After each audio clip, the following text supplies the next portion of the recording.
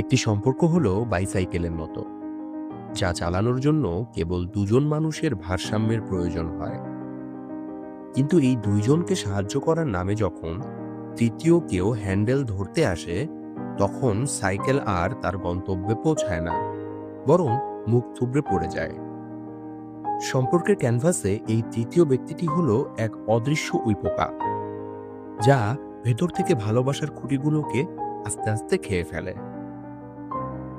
শুরুটা হয় খুবই সাধারণভাবে, কখনো শুভাকাঙ্ক্ষী বন্ধু হিসেবে, আবার কখনো অভিভাবক বা আত্মীয়ের বেশে। তারা আসে প্রথমত পরামর্শদাতা হয়ে। তাদের প্রধান হাতিয়ার হলো কান পড়া।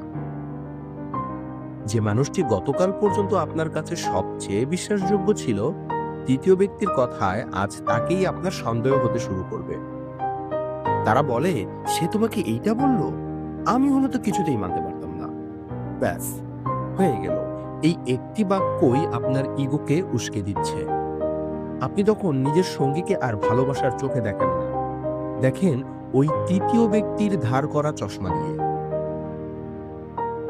আপনার ঘরের কথা, আপনাদের একান্ত ঝগড়া বা গোপনীয়তা যখন তৃতীয় ব্যক্তির কানে পৌঁছায়, তখন সম্পর্কের পবিত্রতা আর থাকে না।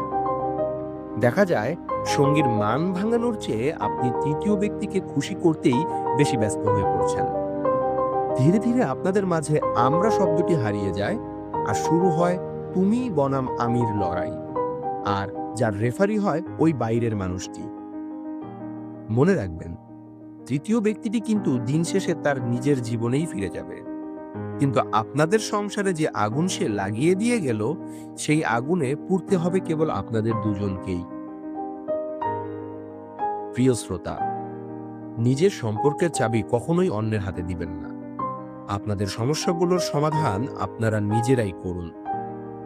ঘরের কথা ঘরেই রাখুন, কারণ বাইরের মানুষ কেবল তামাশা দেখতেই পছন্দ করে, সমাধান দিতে নয়।